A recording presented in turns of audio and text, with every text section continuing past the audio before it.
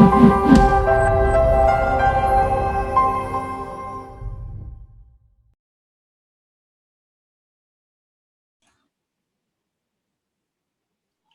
this is Alex Yoder with Pro Tip Tuesday, my favorite day of the week. And today we are talking to Anne with Colorado Stoneworks. She is an expert on all things landscaping. And this video is all about landscapes and sort of how this previous winter has impacted landscapes and sort of what challenges landlords are facing. And so, Anne, thank you so much. I know you're crazy busy, but I really appreciate you taking the time to sit with me for a couple minutes here and for all the landlords that are watching this video. So yeah, sure. Yeah. So the first question I want to dive into here is really all about lawns, because we're now in early June. Usually sprinkler systems out here get started up in May. I know you know all about that. But this is where right in June is where we start to see, okay, are these lawns going to live or are they going to die, or is it going to be some kind of choppy hybrid of the two? So maybe you can talk a little bit about why landlords or anybody is seeing sort of a lot of challenges here as they try to keep their lawns thriving. I know, especially with rentals, so many of the tenants are from out of state, and so they come from places like Florida or anywhere that has a lot different moisture, a lot different vegetation, and they have a lot different expectations when it comes to their landscape than what is Colorado, because we're a high desert arid climate. So it's a lot more difficult to keep things healthy and green than it is in other places. And I think off the bat with a lot of transplants is that there's just a general, they're just uneducated in what it requires to keep turf healthy in this area. So, I mean, you have kind of a battle to start with anyway. And then with the extreme weather changes that we've had the last several years in spring and fall, it has kind of wreaks havoc on turf and trees and shrubs. Just in general, it's been a really interesting last couple of years. We've been in business 15 years this year, and there for a long time there was pretty standard spring and fall. It was safe to turn on systems May 1st, safe to blow them out by the end of October. Very little freeze damage possible, and it's been significantly different since then. This year specifically, if you remember last fall, beginning of September, I believe it was September 7th or 8th, we had a freeze and snow in September. It wasn't as hard as they were quoting, thankfully, so we didn't have a lot of freeze damage to systems, but because it snowed, many people turned their system off in the beginning of September. They just turned it off and left it off. Immediately after that, we went back to more seasonal and actually warmer temperatures. End of September, October, November, we were in the high 70s, 80s.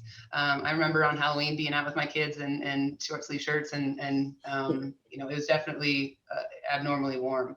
Yeah. So normally systems water through October, so they would have been okay through that hot period, but since they were already off, they were 2 months without additional water. We didn't get much weather then. There wasn't rain, there wasn't snow much in October. Yeah. So they were highly stressed going into dormancy. We could tell right off the bat what kind of it was going to be exciting in the spring, just based on that alone. Yeah. Then this full winter, we didn't get a lot of moisture until February and March and April. And then of course, May was a ton of moisture. Yeah. And so we got it late, which is at least some, but not enough by any means. Average rainfall in Colorado Springs in a year is about 18 inches, not rainfall, just precipitation, is about 18 inches. And in 2020, we got 9. So we were about half the normal precipitation than average, which, it's a drought year. So they really just struggled. They were stressed going into dormancy, tough winter, trying to come out of it. You're going to see issues. We recommend watering in the winter any day that it's over 40 degrees and there's not snow or ice on the ground. You usually should water before midday, so it's time to absorb before it freezes again. You don't want to literally freeze the roots in a block of ice. That's not happy either. But additional supplements of water is just hugely important because winter kill is a generic term for lots of things. Essentially, when a turf is dormant, it's weaker. It's just basically conserving all of its energy into the roots. That's why it turns yellow. That's why it looks all straw-like, is because all its energy shifts to the roots to just keep it alive. So winter kill can be caused by anything that's additional stress to that. High traffic areas, high sun exposure areas. If it's purely in the sun all the time, it's going to be harder to keep alive through a dry winter. Pet damage, that pets are tough on it. Always, I guess, but the winter makes it harder. And also just, kids playing in the yard. If it's high traffic, that's going to be a problem. So these things combined, you just saw a lot of winter kill as well. The other thing we're seeing this spring is that the conditions that led into the fall are perfect for mites in the lawn.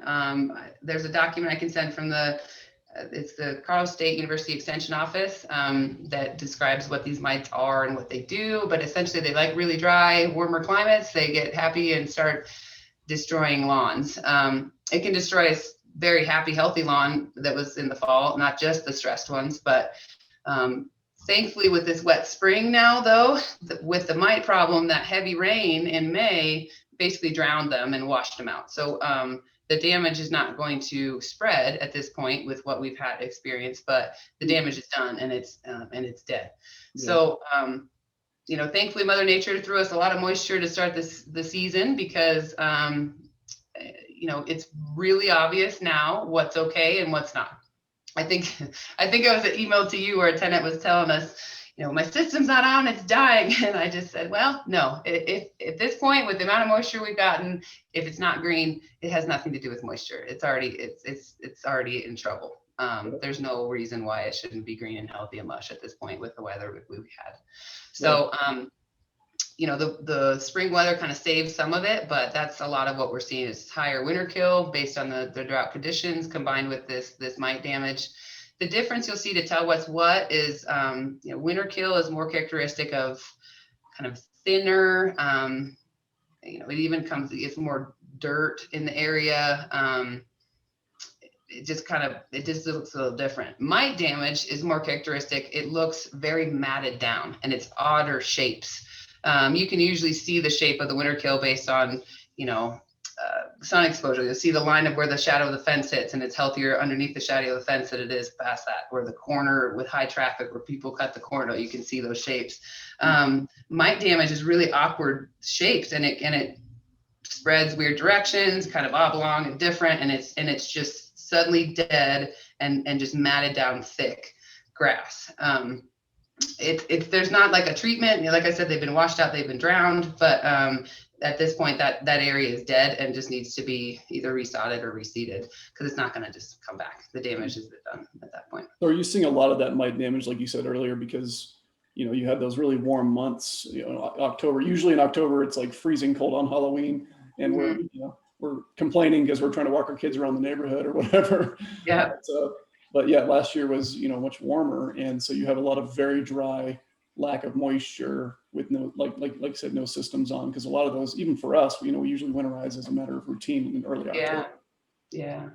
The mites were happy. It created perfect conditions for those mites to come in. They're not as common, and we don't, I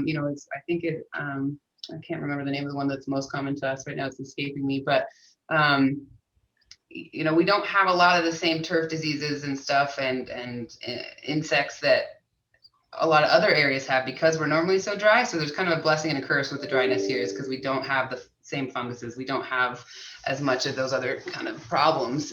But perfect conditions create happy mites and they destroy good sections of lawn.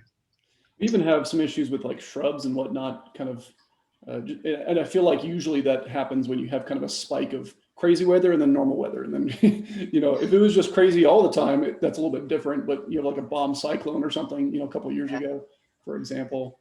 With trees and shrubs specifically, what we're seeing is it actually goes back to the fall of 19. If you remember, there was a day where we were in the 70s and it dropped overnight into single digits. So less than 24 hours, we dropped 70 some degrees. 75 degrees. And normally trees and shrubs they slowly harden off. They slowly get ready for the winter. They drop their leaves, they get ready, it's just, again, the energy shifts interior to protect the core. They do it slowly to be ready for it. So that quick of a jump and a drop, single digits, zero temperature, is hugely damaging. Essentially, it froze those trees and shrubs deep into the core, and the immediate damage was seen on evergreens. Sections of evergreens were just dead. Whole evergreens suddenly died within a week. Then in the spring of 2020, we saw a little bit more. Then it was more and more evergreen damage, and it wasn't until mid-season 2020 we were really seeing the deciduous trees with the same kind of damage.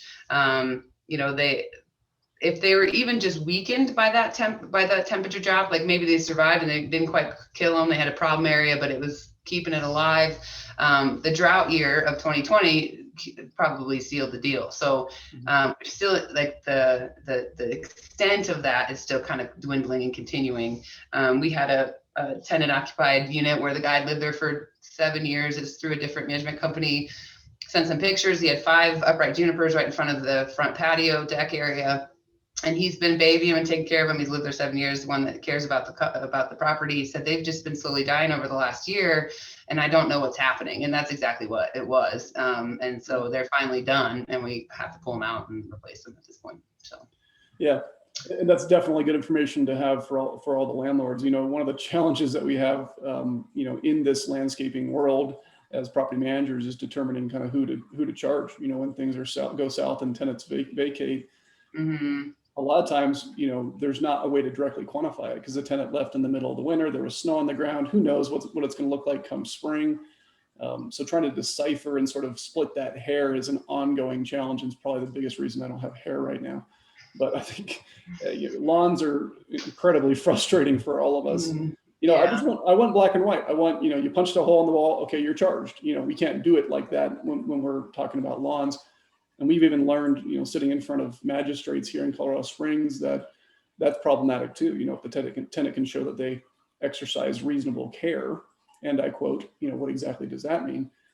Sometimes we don't have the leverage that we would hope. So, even to play devil's advocate on the other side of it. So, we're professional landscapers at our home. We have healthy turf, but we still get urine kill spots. Like, you will have problem areas whether you do everything right. We fertilize and we control. It's mowed regularly. It's watered in the winter. We do what we're supposed to do. There's still a little bit here and there because our dog, we have urine kill. It just happens every year. So even with professional maintenance, you're going to see some stressors here and there as well. Yeah, the climate is problematic, especially as you go down south. Like if anybody's walked around Fountain and looked at the dirt, guess what? It's like mostly sand, right? Yep. Soil conditions here are rough. It's either sandy on the eastern side. On the western side, it's really rocky and clay, which is also not great. So nothing is perfect. That's why you see yucca plants and cactuses everywhere in the plains, because that's what's supposed to live here, not grass. Cactus growing in your lawn right now, right? Yeah. Cool. Well, I think that's all the questions I had for today, and I just want to say thank you for taking the time to speak with me. I know that you're right in the bottleneck of your busy season, so we appreciate it.